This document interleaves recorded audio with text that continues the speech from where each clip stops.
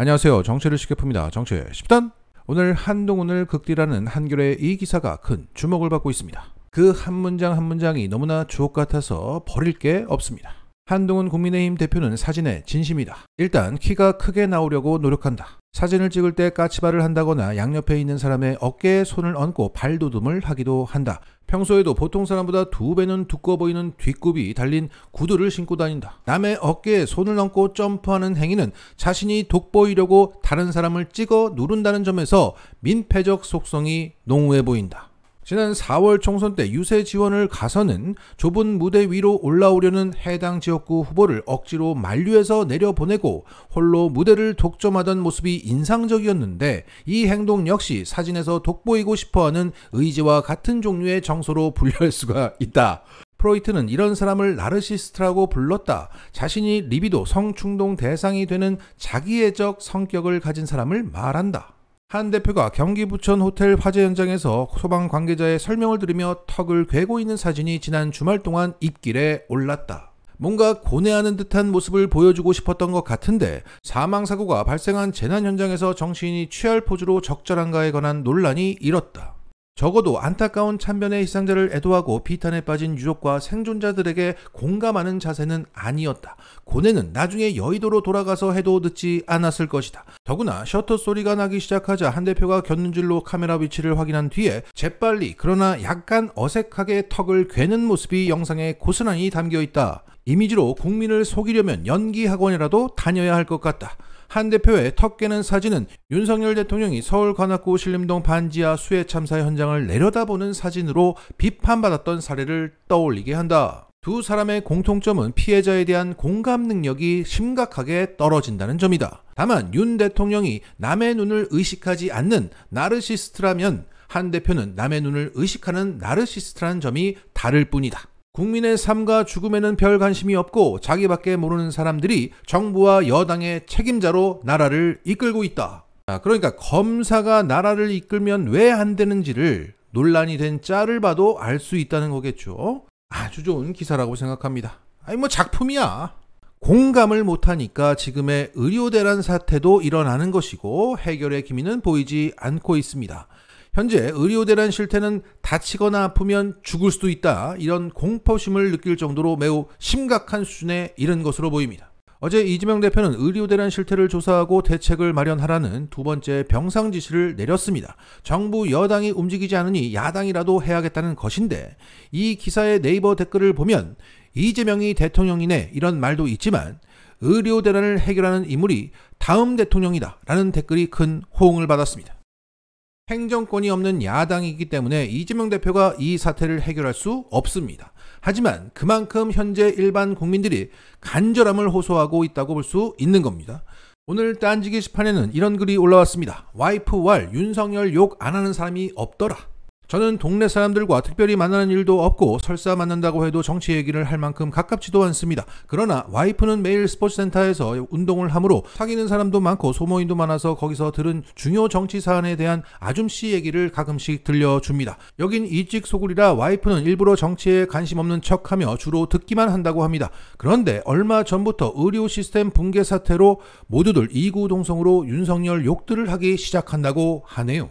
지금 직격탄을 맞고 있는 삼성병원과 아산병원이 가까운 곳에 있어서 그곳에 근무하는 가족들도 많이 있어 소식들이 빠르게 전파되는 듯 합니다. 이 이직 소굴에서 윤석열 욕하는 소리가 나와 국짐도 발등에 불이 떨어져서 유해 조정안을 건의한 모양이지만 고집불통이 이것도 거부하였다고 하니 의대 증언 문제가 의외로 화약고가 될 소지가 높아 보입니다. 자, 오늘도 병상을 찾다가 사망에 이르렀다는 기사가 나오고 있습니다. 그러니까 정치에 별 관심이 없고 현생을 사는 일반 국민들이 의료대란 사태를 직간접적으로 접하면서 죽음의 공포를 느끼고 있는 겁니다. 그래서 이 의료대란이 정권 붕괴 기폭제가 될 것 같다는 거죠. 윤석열은 계속 이 사태를 방치하면서 끝까지 갈 것 같습니다. 고집도 고집이지만 무엇보다 소위 가오를 중시하게 생각하는 정부라 쉽게 물러나지 않을 것 같습니다.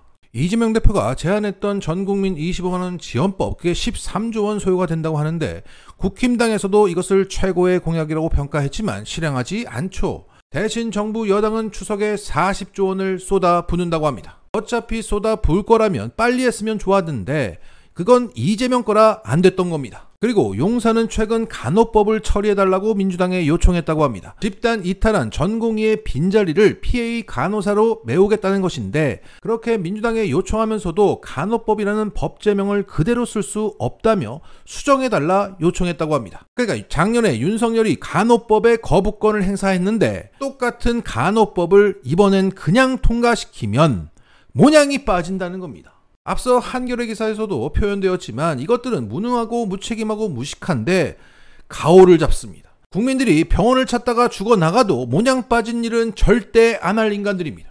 결국 이 의료대란 사태의 유일한 해결책은 윤석열 탄핵입니다.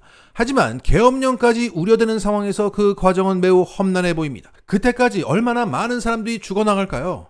죽어야 바뀐다는 거 아닙니까? 사람이 죽어나가는 상황까지 왔습니다. 거의 다 온 것 같습니다. 부디 아프지 마시고 함께 버티면서 지나갔으면 좋겠습니다. 그런데 집값 때문에, 종부세 때문에, 금투세 때문에 이직한다는 분들이 있습니다.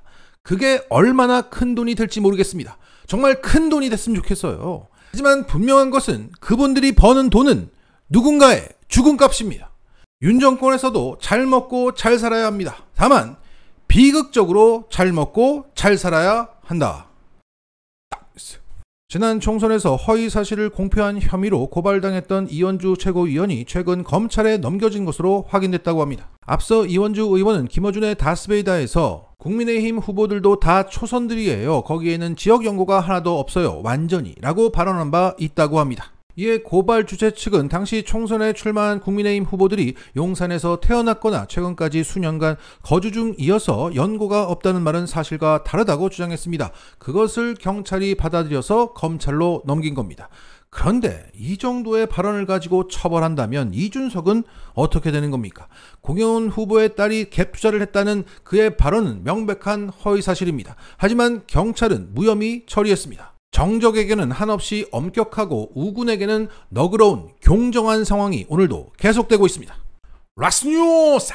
10월에 이재명 대표의 1심 선고 결과를 앞두고 민주당 내 기회주의자들이 일제히 튀어나오며 큰 반감을 사고 있습니다. 최근 경기도정자문위원장으로 위촉된 전해철 전 의원은 자신이 경기도지사 후보 중에 하나라고 말하면서 김동연 경기도지사의 대권 행보를 돕기 위해서 도정자문위원장을 맡았다는 해석에 대해서 부정하지 않겠다고 말했습니다. 그리고 최근 김동연이 민주당의 적통을 잇는다는 기사에 실소가 나오고 있습니다. 그 기사에는 김동연이 친문 핵심 인사인 전해철을 영입했다. 김대중 노무현 행사에도 참석해서 존경한다고 말했다. 노무현 재단에서 김동연 초청 특별회담을 갖는단다. 그 대담 주제는 김대중 그리고 노무현 미래를 준비한 대통령. 이러니 김동연이 적통이 아니냐는 겁니다. 자, 노무현 재단에 항의 좀 해야겠네요. 자, 그리고 오늘 김부겸도 튀어나와서 이 말 저 말 했습니다. 자, 이렇게 지들끼리 으쌰으쌰 하는 모습을 보면서 평소 김동연 도지사를 지지했던 분들도 크게 실망했고 그를 떠나고 있습니다. 참으로 안타깝습니다. 이렇게 진부하고 지체된 사람들이 우리의 집단지성을 강성 지지층이라고 폄하하는 사람들이 무슨 도지사를 하고 정치를 하겠다는 것인지 도무지 이해가 가지 않습니다. 그리고 최근 이재명 대표는 조국 대표를 만나 우리는 동지라고 외쳤고 협력적 경쟁관계라는 표현을 동시에 썼습니다. 그리고 조국 대표는 전남 곡성 영광군수를 뽑는 10월 재보궐선거를 앞두고 이렇게 외쳤습니다. 개인전에서는 철저한 경쟁자로 단체전에서는 든든한 원팀으로 경쟁과 협력이 바로 조국혁신당이 추구하는 선거 전략이다. 호남은 사실상 민주당 일당 독점이다. 고인물은 썩으니 흐르게 해야 한다. 누가 더 좋은 사람과 정책을 내놓느냐로 민주당과 경쟁하면 기존 네트워크가 아닌 새로운 통로가 생기면서 제2의 제3의 김대중과 노무현이 발굴될 것이다. 그리고 국힘 텃밭인 영남 지역에서도 후보를 내겠다며 지역 인사를 영입했습니다. 여기에 김민석 최고위원은 다음과 같이 응수했습니다. 이제는 호남에서 민주당이니까 찍어달라 또는 그 반대로 민주당만 찍어주지 말고 우리도 찍어달라는 낡은 접근법을 벗어날 때가 되었습니다. 민주당은 호남 발전과 비전을 책임지는 명실상부한 호남 대표 정당이 될 것입니다. 민주당을 찍어야 우리 지역이 발전할 수 있기 때문에 선택하시게 될 것입니다. 민주당과 이재명 대표는 에너지 고속도로와 기본소득의 비전을 호남에서부터 실현할 것입니다. 이번 보궐선거와 다음 지방선거에서 민주당과 민주당 후보들은 그런 관점에서 뛰고 선택받고 일하게 될 것입니다. 영광 곡성이 그 시작입니다. 좋습니다. 그들처럼 지들끼리 으쌰으쌰 하는 거 말고 우리를 보고 경쟁하는 거 환영합니다. 그러면 이기는 편이 우리 편이고 지는 편도 우리 편입니다. 마치겠습니다.